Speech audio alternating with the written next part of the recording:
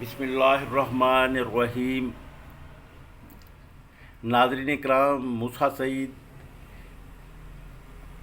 Voice of people YouTube channel سے آپ سے مخاطب ہوں۔ گزشتہ ویڈیو میں نے بتایا تھا کہ 5 جولائی سن 1977 کے بلیک ڈے کی وجہ سے پاکستان کو کیا نقصان ہوا۔ اس میں نے صرف ایک بات بتائی تھی جو کہ ہمارے ہاں بہت کم جس کا تذکرہ کیا جاتا ہے، وہ یہ تھا کہ امریکیوں نے پاکستان میں نیوکلیر بم بنانے کی کو تو نہیں روکا تھا جنرل جاوید کو۔ اگر روک دیتے تو یہ رک جاتا اپنے اقتدار کے لیے، میرا یقین ہے اور میں اس کے لیے دلائل دے سکتا ہوں۔ لیکن ایک جو اس سے بھی اہم معاملہ تھا اور پاکستان کی ترقی استحکام کے حوالے سے وہ بھی بہت ضروری تھا، وہ تھا ذوالفقار علی بھٹو کا کیا گیا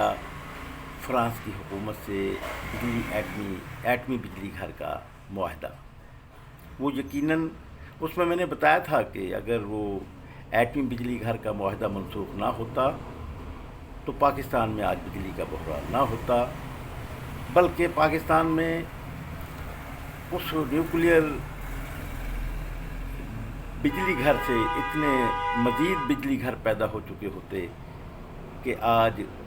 گیس کی طرح ہماری ڈومیسٹک ضرورتیں، صنعتی ضرورتیں پوری کر رہے ہوتی۔ یہ تھی، اور اس میں نے اعلان کیا تھا کہ میں آئندہ ویڈیو کے سیکنڈ پارٹ میں بتاؤں گا کہ ایک اور بہت لاس ہوا نہ صرف پاکستان کو بلکہ تمام اسلامی ممالک کو۔ وہ نقصان کیا تھا اور وہ کیا شاندار موقع تھا جس سے کہ پاکستان بہت بھاری فائدہ اٹھا سکتا تھا، لیکن ہمارے کوتا بھی اس وقت کے جو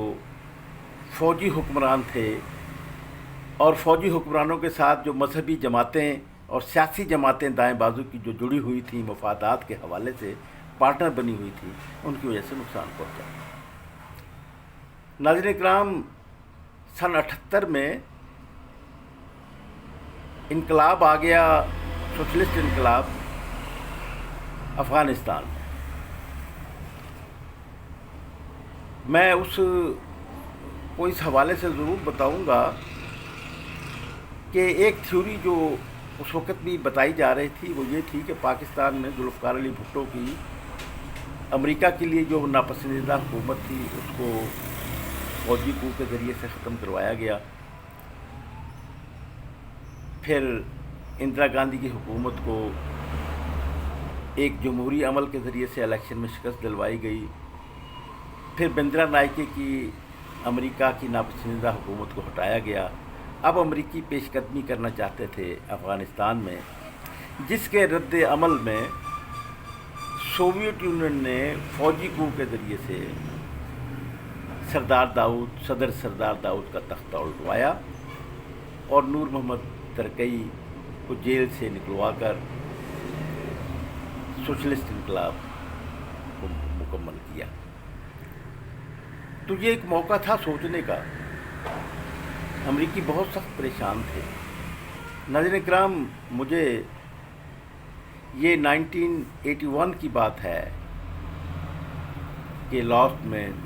1982 کی شروع میں کہ مجھے شاہی قلعے میں نظر بند کیا گیا اور 3 سال تک مجھے نظر بند رکھا گیا۔ تو وہاں شاہی قلعے میں مجھ سے استفسار کیا گیا کہ میں اپنا موقف بیان کروں افغانستان کے ایشو پر۔ تو میں نے وہاں پر لکھ کر دیا، انالیسس دیا۔ تو اس میں نے کوٹ کیا تھا جو میرا جی چاہتا ہے کہ اس میں آپ کو بھی شریک کروں۔ میں نظر بند ہونے سے پہلے the real war Richard Nixon کی کتاب پڑھ کر گیا تھا۔ تو رچرڈ نکسن جو سابق امریکی صدر تھے، انہوں نے اپنی کتاب میں جس کو میں نے کوٹ کیا وہ میں آپ کو بھی یقیناً آپ اس کی افغانستان کے انقلاب کی اہمیت سے اس سے آگاہ ہو سکیں گے۔ صدر نکسن لکھتے ہیں کہ سیکنڈ ورلڈ وار کے بعد سوویت یونین کے خلاف امریکہ کا کئی جگہ پر مقابلہ ہوا ہے، افرو ایشین کنٹریز میں اور مشرق بعید میں، ہر جگہ امریکہ کو شکست ہوئی۔ ان کا اب مقابلہ جو ہے وہ افغانستان کے سوشلسٹ انقلاب سے ہو گیا ہے، جس سے ہمارے ٹریلین آف ڈالرز کے مفادات خطے میں جو ہیں وہ خطرے میں پڑ گئے ہیں۔ تو صدر نکسن نے لکھا کہ دونوں طرح شکست ہمارا مقدر ہے، شکست لڑ کر قبول کر لیں یا بغیر لڑے۔ پھر صدر نکسن نے اس وقت کے حکمرانوں کو، جو کہ صدر فورڈ تھے اور یقیناً ان کے نیشنل انسٹیٹیوشنز بھی ہیں، ان کو مشورہ دیا کہ ہمیں شکست کو ٹالنا چاہیے۔ تو ناظرین کرام، اب آپ یہ دیکھ لیں کتنی اہم بات تھی کہ 1.5 سال تک یہاں پاکستان کے فوجی حکمران صرف خود حکمران رہنے کے لیے جنرل ضیاء الحق اور اس کی الائز مذہبی جماعتوں نے یہاں پر جو مینیج کیا وہ جہاد افغانستان کو مینیج کیا، اور 1 سال سے زیادہ عرصے کے بعد امریکیوں کو قائل کیا کہ جہاد افغانستان کے ذریعے سے۔ میں نے تو یہ کہا تھا کہ اندرونی افغانستان کے اندرونی معاملات میں مداخلت نہیں کرنا چاہیے، جس کا موقف گزشتہ حکمرانی کے دور میں عمران خان صاحب نے بھی یہی موقف اختیار کیا، لیکن ہم نے تو اس موقف کا اظہار اس وقت کیا تھا کہ ہمیں کوئی حق نہیں پہنچتا کہ ہم اقوام متحدہ کے چارٹر کی خلاف ورزی کرتے ہوئے افغانستان کے اندرونی معاملات میں مداخلت کریں، کاش نہ کی ہوتی۔ تو ناظرین کرام، یہ ایک شاندار موقع جو تاریخ نے پاکستان کو دیا تھا،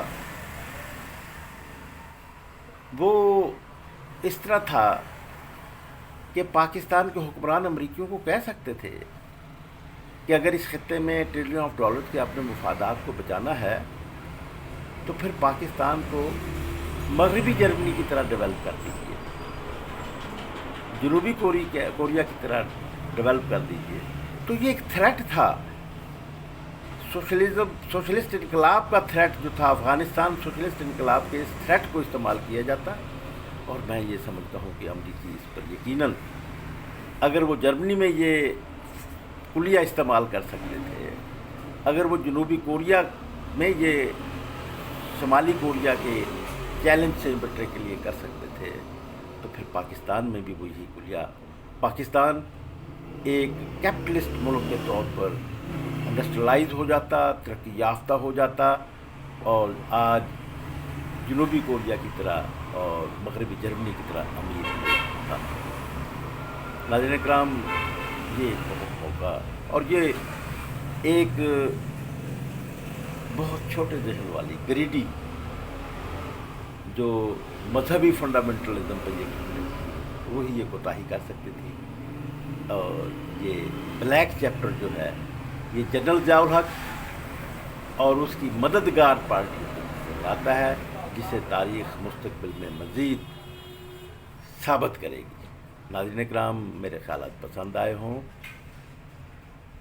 تو انہیں زیادہ سے زیادہ شیئر کیجیے، اور voice of people YouTube channel کو سبسکرائب کیجیے، اور کمنٹس تو ضرور کیجیے، اس لیے کہ آپ کے تنقیدی کمنٹس وہ میرے خیالات میں شفافیت لانے کا سبب ہوتے ہیں، اور میں انہیں ہمیشہ ویلکم کہتا ہوں۔ میں آپ لوگوں کو